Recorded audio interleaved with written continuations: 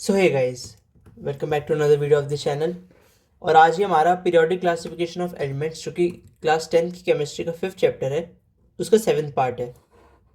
तो इस चैप्टर में अभी तक हम स्टार्टिंग का जो हमने डिस्कशन किया था दैट वाज अबाउट कि जो क्लासिफिकेशन होता था on the basis of increasing order of atomic masses. और उसके बाद हमने मेंडलीव की पीरियोडिक टेबल पढ़ी थी जो कि उसी क्लासिफिकेशन पे बेस्ड थी। उसके बाद जो हमने डिस्कशन किया दैट वाज अबाउट जो मॉडर्न क्लासिफिकेशन होता है एलिमेंट्स का, जो कि एटॉमिक मासेस की बजाय अब होता है एटॉमिक नंबर्स पे, जो कि अब ज़्यादा वैलिड माना जाता है। उसके बारे में हमने थोड़ा पढ़ा था।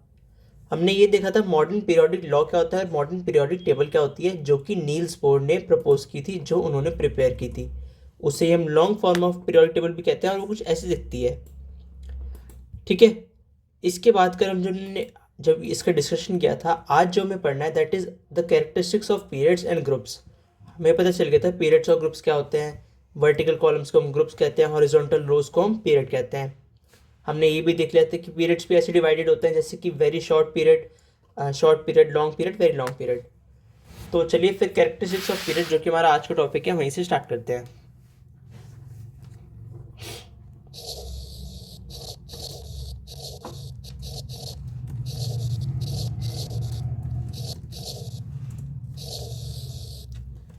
पीरियड्स के कैरेक्टरिस्टिक्स।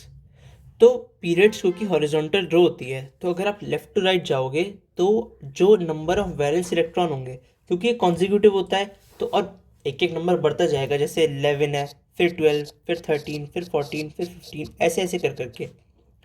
ठीक है। तो जो एलिमेंट्स होते हैं वो बढ़ते जाते हैं। कौन से? जैसे 11, 12 ये मैंने आपको बताया क्योंकि एटॉमिक नंबर बढ़ रहा है इसका।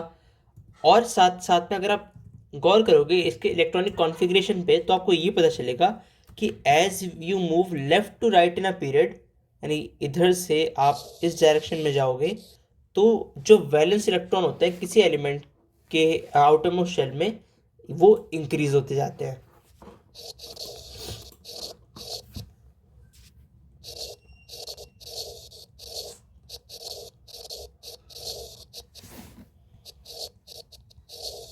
और इंक्रीज होते हैं 1 to 8 नंबर्स तक। ठीक है। ग्रुप में हम जो डिस्कशन होगा वो थोड़ा उसके बाद होगा। अभी हम पहले पीरियड्स के कर लेते हैं कि ग्रुप में कैसे चेंज होता है, वो हमारा बाद का टॉपिक रहेगा। अब अगर मैंने जो एग्जांपल दिया, एटॉमिक नंबर यहाँ पे आपका गिवन है 11 हो गया, 12 हो गया, 13 हो गया, 14, 15। तो इसमें अगर आप इलेक्ट्रॉनिक कॉन्फ़िगरेशन की बात करो तो कुछ ऐसे आएंगे जैसे 281, 282, 283, ऐसे ऐसे करके सो ऑन। तो एक एक जो वैलेंस इलेक्ट्रॉन है वो बढ़ता जाएगा, तो इसलिए जो वैलेंस इलेक्ट्रॉन है that increases from left to right while going in a period. ठीक है। अब नेक्स्ट चीज आती है हमारी वैलेंसी।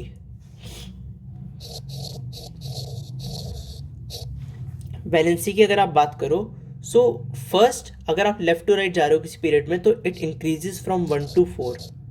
ठीक है, 1 से 4 तक ये बढ़ती है और फिर 4 से ये 0 तक जाती है। It decreases from 4 to 0। तो 1 to 4 पहले इंक्रीजेस, 4 to 0 देन डिक्रीजेस। ठीक है। इसका रीज़न क्या है? इसका रीज़न ऐसे है कि किसी एलिमेंट के सेम पीरियड में जो होता है वो डिफरेंट वैलेंसीज होती हैं। कैसे?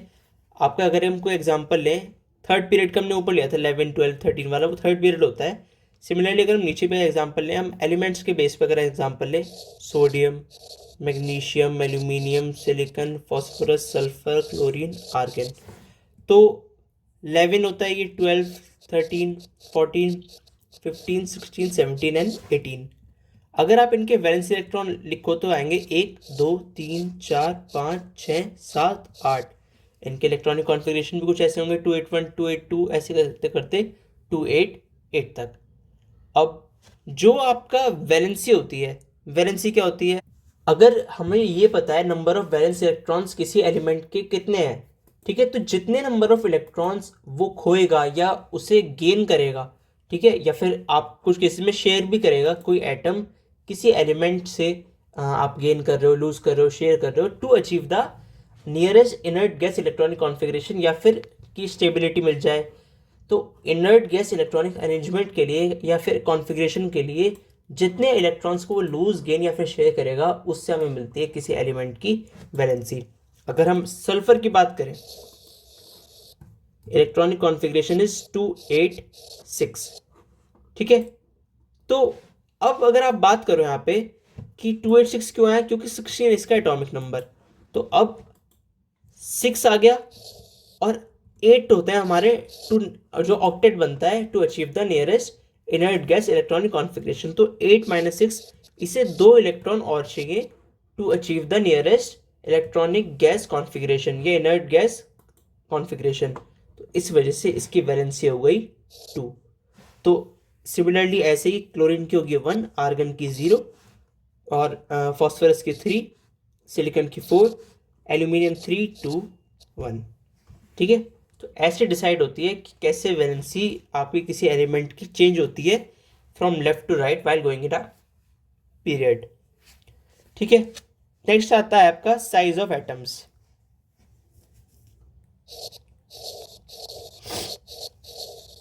साइज ऑफ एटम्स यानी जो हमारा एटॉमिक साइज होता है। जब आप लेफ्ट टू राइट जाते हो किसी पीरियड में, तो जो साइज ऑफ एटम है वो डिक्रीज होता है। ठीक है, इसी वाला एक एग्जांपल को ले लो, sodium, magnesium, aluminium, silicon, phosphorus, sulphur, chlorine, argon. ठीक है, अगर इनके हम न्यूमेरिकल वैल्यू पढ़ें एटॉमिक मासेस की, तो they are 186 atomic masses, sorry atomic radii 160, 143, 118, 110 and so on. ठीक है, मतलब एक रेड्यूस होते हुए आ रही है। तो अगर अब आप इस पे ध्यान दो, पहले तो हमें ये पता होना चाहिए ये जो हमने लिखे हैं न्यूमेरिकल वैल्यूज़, इनकी यूनिट क्या है। इनकी यूनिट होती है इन पिकोमीटर। ठीक है, स्मॉल पी और स्मॉल एम। पिकोमीटर क्या होता है, 10⁻⁻12 metre. 1 picometre is equals to 10⁻⁻12 metre. अब एटॉमिक रेडियाई इनकी डिक्रीज होती जा रही है from left to right while going in a period. उसका रीज़न क्या है, तो जैसे आपका कोई एलिमेंट है, उसका अगर एक एटम है, तो एटम में अगर आप लेफ्ट टू राइट जाओगे तो एटॉमिक नंबर बढ़ता है, ये पता है हमें। अब एटॉमिक नंबर बढ़ने का मतलब है उसका प्रोटॉन और इलेक्ट्रॉन का भी नंबर बढ़ रहा है, क्योंकि वही आपका एटॉमिक नंबर होता है। अब क्योंकि वो उसका नंबर बढ़ रहा है, यानी कि जो न्यूक्लियस होगा वो एक तो ज़्यादा पॉजिटिव चार्ज होगा उस पर, और वो इलेक्ट्रॉन्स को ज़्यादा तेज़ी से अट्रैक्ट करेगा। ठीक है, क्योंकि अट्रैक्शन बढ़ जाएगा तो इलेक्ट्रॉन न्यूक्लियस की तरफ खींचा चला जाएगा।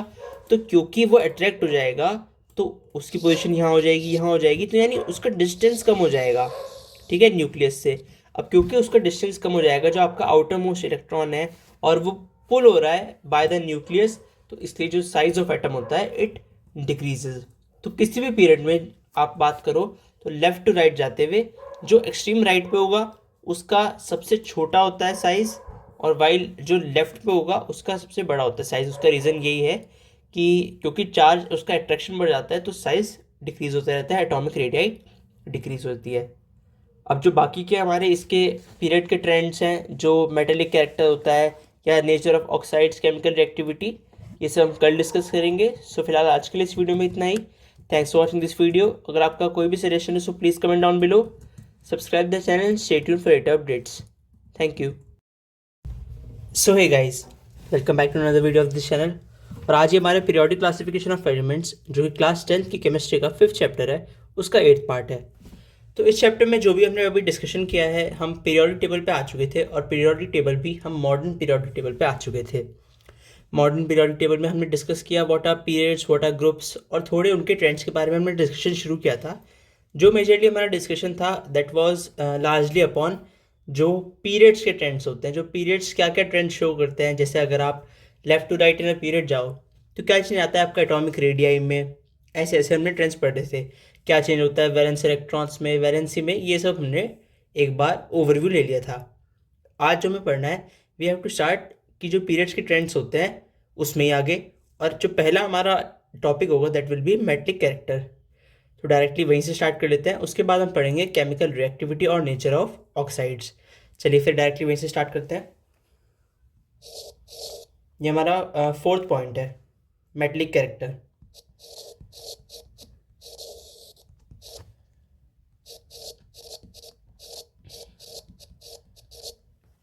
ठीक है, तो मेटेलिक कैरेक्टर जो आपका होता है उसमें लेफ्ट टू राइट क्या चेंज आता है। जब हमने मॉडर्न पीरियोडिक टेबल को पढ़ा था एक बार, तो हमने ये डिस्कस किया था, जैसे ये हमारी मॉडर्न पीरियोडिक टेबल है, ठीक है। इसमें हमने कहा था कि ये एक बीच में ग्रुप होता है AL, ये वाला, ठीक है। इसमें हमारे कुछ एलिमेंट्स आते हैं जैसे कि gallium, germanium, arsenic, selenium, bromine, ऐसे।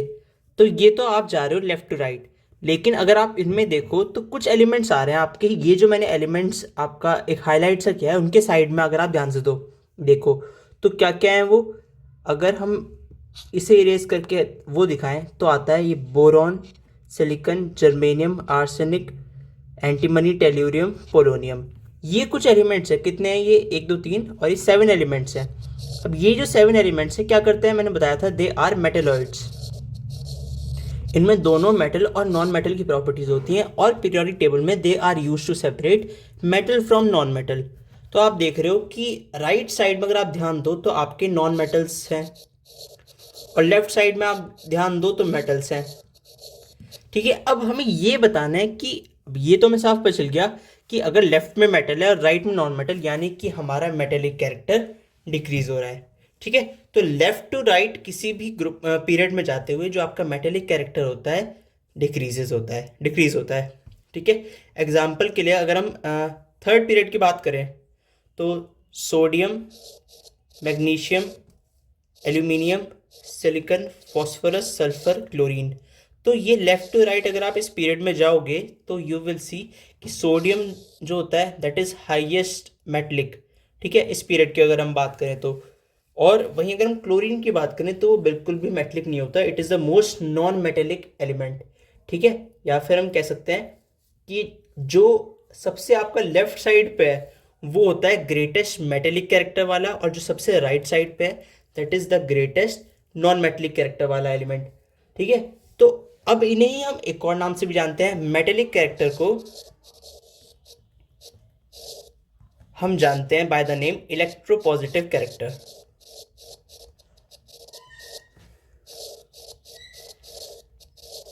और नॉन मेटेलिक कैरेक्टर को हम जानते हैं इलेक्ट्रोनेगेटिव कैरेक्टर, ठीक है। तो लेफ्ट टू राइट जाते हुए जो तो आपका इलेक्ट्रोपॉजिटिव कैरेक्टर होता है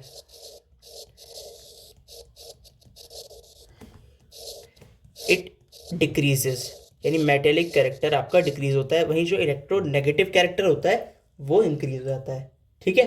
तो इतना आपको पता चल गया होगा।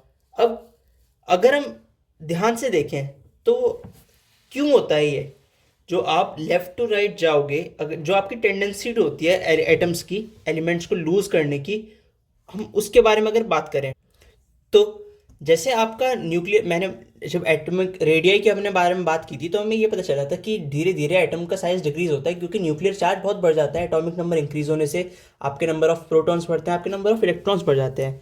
तो क्योंकि ये बढ़ते हैं तो न्यूक्लियर चार्ज बहुत ज़्यादा है, तो इसलिए वो अट्रैक्ट करता है इलेक्ट्रॉन को। अब अगर इलेक्ट्रॉन स्ट्रांगली बॉन्ड होगा आपका न्यूक्लियस से, ठीक है, न्यूक्लियस से अगर आपका स्ट्रांगली बॉन्ड होगा इलेक्ट्रॉन, तो उसे लूज करना टफ होगा।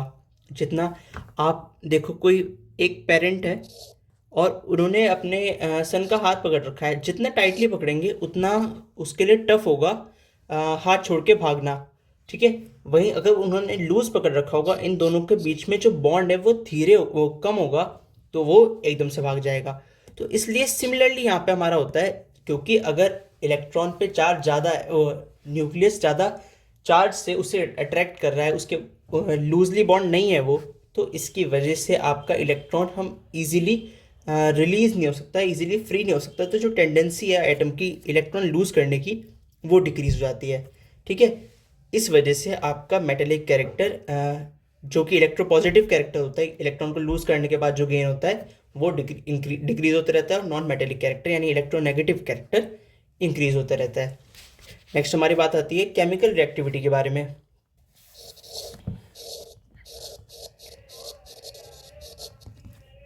अगर आप लेफ्ट टू राइट जा रहे हो किसी पीरियड में तो जो केमिकल रिएक्टिविटी होती है it first decreases and then increases, ठीक है। अगर हम बात करें किसी पीरियड के एग्जाम्पल की तो वही जो हम हर बार एग्जाम्पल लेते हैं, sodium, magnesium, aluminium, silicon, phosphorus, sulphur and chlorine. ठीक है, तो आपके ये 7 एलिमेंट्स का अगर हम एग्जांपल लें तो लेफ्ट टू राइट अगर आप जा रहे हो तो ये पता चल जाएगा आपको, सोडियम तो सबसे ज़्यादा रिएक्टिव है, और जो आपका क्लोरीन है वो भी बहुत ज़्यादा रिएक्टिव है। दोनों को वेरी रिएक्टिव कह दो, इसे हाईएस्ट या मोस्ट नहीं कहते, इसे हम कह देते हैं वेरी रिएक्टिव। ठीक है, अब दोनों वेरी रिएक्टिव हैं, लेकिन ये जो बीच में है बिल्कुल, दो एलिमेंट्स यहाँ दो एलिमेंट्स यहाँ, बिल्कुल बीच में जो इसका है, इट इज लीस्ट रिएक्टिव।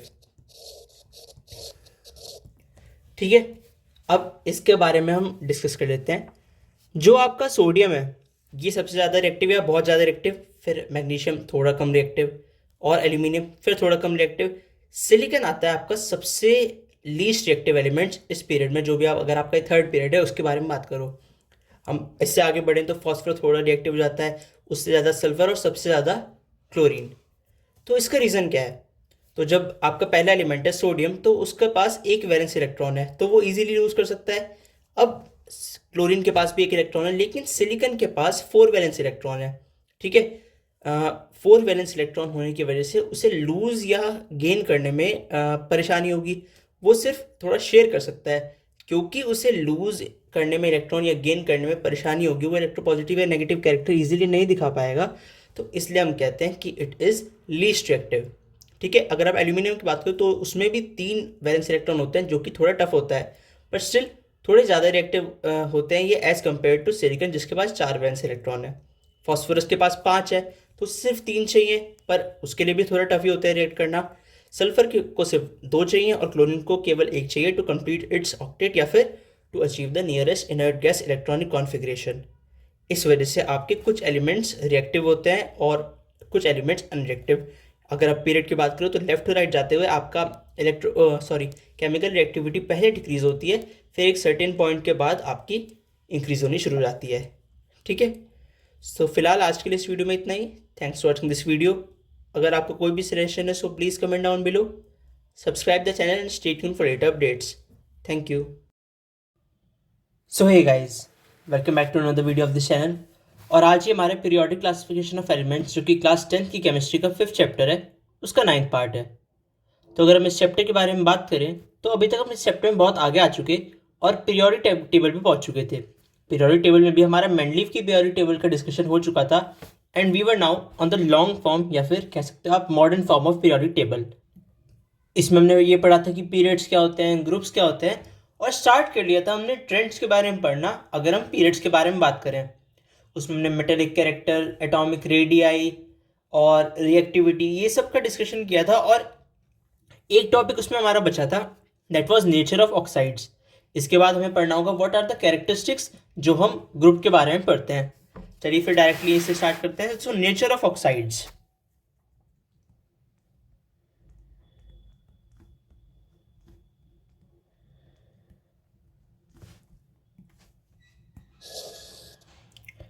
अगर आप ऑक्साइड्स के बारे में बात करो और लेफ्ट टू राइट अगर हम पीरियड में जाते हैं, तो जो कंक्लूजन है वो बता दूं पहले कि लेफ्ट टू राइट जाते हुए जो ऑक्साइड्स की बेसिक नेचर होती है,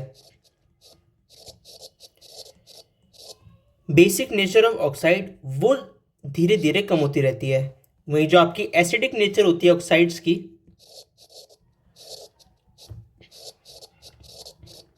दैट इंक्रीजेज। अगर हम किसी पीरियड का एग्जांपल लें तो हम एक एग्जांपल लेते हैं सोडियम वाले पीरियड का। सो इस पीरियड में आपके जो एलिमेंट्स हैं they are sodium, magnesium, aluminium, silicon, phosphorus, sulphur.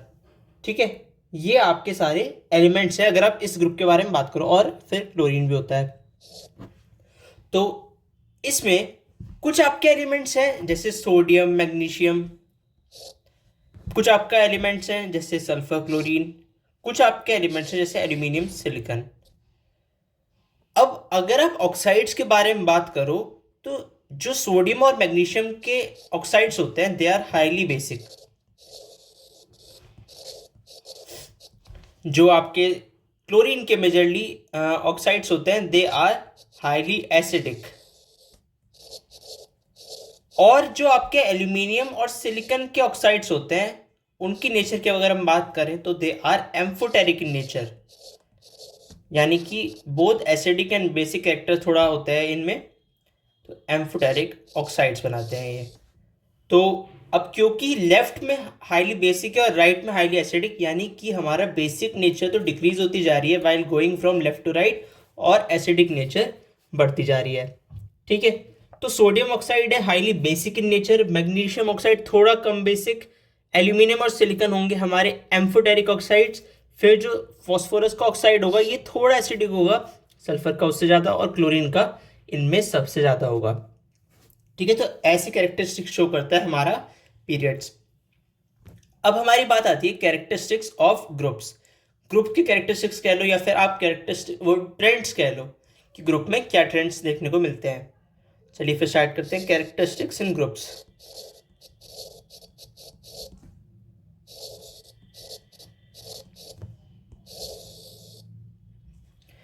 ठीक है, कैरेक्टरिस्टिक्स ऑफ ग्रुप्स, पहला जैसे हमने पीरियड्स में पढ़ी थी सिमिलरली वैसे पढ़ेंगे, वैलेंस इलेक्ट्रॉन्स। अगर हम ग्रुप के बारे में बात करें तो एक ग्रुप के हर एलिमेंट्स के जो वैलेंस इलेक्ट्रॉन होते हैं वो सिमिलर होते हैं। ठीक है, सेम वैलेंस इलेक्ट्रॉन। एग्जांपल के लिए अगर मैं दिखाऊं, ये हमारी modern form of periodic table है। ठीक है, इसमें आप मैं 15 ग्रुप के अगर कंसिडर करूं, nitrogen, phosphorus, arsenic, antimony, bismuth, ठीक है, ऐसे ऐसे एलिमेंट्स हैं। क्या सबसे सिंपल अगर हम फर्स्ट ग्रुप का ले, hydrogen, lithium, sodium, potassium, rubidium, caesium, francium, इन सब में जो आपका इलेक्ट्रॉन आ रहा है in the outermost shell of atom वो कितने आ रहे हैं? सोडियम इज 281, ठीक है, पोटेशियम इज 2881, रुबिडियम ऐसे ही ऐसे कर करके 28881, 28881, ऐसे ऐसे कर करके आते रहेंगे। तो जो वैलेंस इलेक्ट्रॉन है वो सेम ही रहता है आपका while going from top to down in a group. ठीक है, इसमें लेफ्ट टू राइट नहीं, इसमें हम टॉप टू बॉटम आएंगे। तो जैसे अगर ग्रुप 1 की बात करो तो वो मोनोवैलेंट हुए, यानी 1 वैलेंसी, फिर डाईवैलेंट हुए, ट्राईवैलेंट, ऐसे ऐसे करते हैं हमारे आते रहते हैं। अगर आप सेकंड ग्रुप की बात करो उसमें आता है आपका बेरिलियम, मैग्नीशियम, कैल्शियम, उसमें आप देखने आपको मिलेगा 22, 282, 2882। तो जो वैलेंस इलेक्ट्रॉन है that will remain the same while you are considering, अगर आपका ट्रेंड देखा जा रहा है top to bottom in a group. ठीक है, ऐसी 13 में 3 वैलेंस इलेक्ट्रॉन होते रहेंगे, 14 में 4 17 में 7 और 18 में 8 ठीक है, अब आप अगर बात करो वैलेंसी की,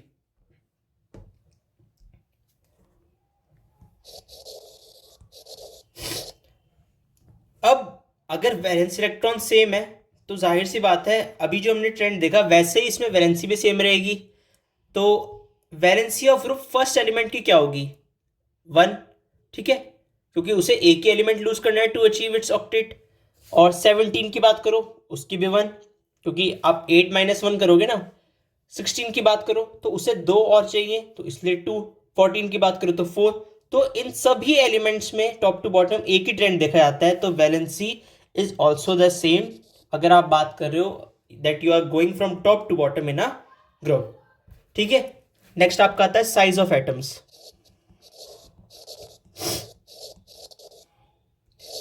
साइज ऑफ एटम की अगर हम बात करें तो आपके पीरियोडिक टेबल में while going from top to bottom, हाँ, while going from top to bottom, तो जो आपका साइज ऑफ एटम है या फिर एटॉमिक रेडियाई है इट इंक्रीजेस। ठीक है, कैसे?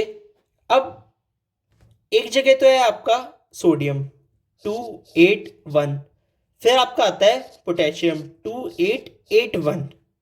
ठीक है, अगर हम इनकी सिंपली बात करें तो आप देखोगे कि इसमें एक शेल बढ़ गया। अब अगर शेल बढ़ा है तो उसमें कुछ इलेक्ट्रॉन्स होंगे। अब क्योंकि एक एक शेल बढ़ रहा है हर आपके स्टेज पे जाते जाते अलग अगले ग्रुप पे जाते जाते तो इस वजह से आपका जो साइज होता है, atomic size, atomic radii, that increases while going from top to bottom. आप फर्स्ट ग्रुप पे एग्जांपल लो, lithium, sodium, potassium, rubidium, caesium and francium. ठीक है, अगर मैं इनके एटॉमिक रेडियाई बताऊं, ये वैसे लर्न करने की ज़रूरत नहीं होती, कुछ हो सकता है कुछ एलिमेंट्स की आपको लर्न करने की ज़रूरत हो, सबकी नहीं, बिल्कुल ज़रूरत नहीं होती। ये ऑलरेडी प्री डिफाइंड थी, तो मैं देख के डायरेक्ट आपके लिए लिख दी। अब ये जो आपके एलिमेंट्स हैं जिनकी 152, 186 ऐसे ऐसे आप ध्यान दोगे, बिल्कुल असेंडिंग ऑर्डर में रखे हैं और इसी ऑर्डर में हमारे ग्रुप में भी प्लेस्ड हैं। तो जो इनका ट्रेंड है वो हम इससे क्लियरली देख पा रहे हैं कि इट होल्ड्स ट्रू, क्योंकि आपका जो वेरिएशन आ रही है that is already only increasing only. ठीक है, ये कुछ नहीं है कि कितने उससे इंक्रीज होगा, कि पहले में अगर 32 का 34 का डिफरेंस है तो अगले में तो लेकिन 14 और 31 आपका 45 का डिफरेंस है। तो ऐसा कोई नेसेसरी नहीं कि उतने किसी पर्टिकुलर इंटरवल के बाद चेंज होगी, वो नहीं। यहाँ पर आपकी इंक्रीज होते रहेगा आपके एटॉमिक रेडियाई या फिर atomic size, it increases while going down in a group. अभी जो एटॉमिक रेडियाई है ये मेंशन्ड है इन पिकोमीटर, जो आपकी यूनिट होती है while measuring the atomic size. ठीक है, तो ये थी आपकी एटॉमिक रेडियाई की नेचर। अब जो हमारा नेक्स्ट टॉपिक आएगा केमिकल रिएक्टिविटी या मेटेलिक कैरेक्टर वाले, वो सब हम नेक्स्ट वीडियो में पढ़ेंगे। सो फिलहाल आज के लिए इस वीडियो में इतना ही। Thanks for watching this video.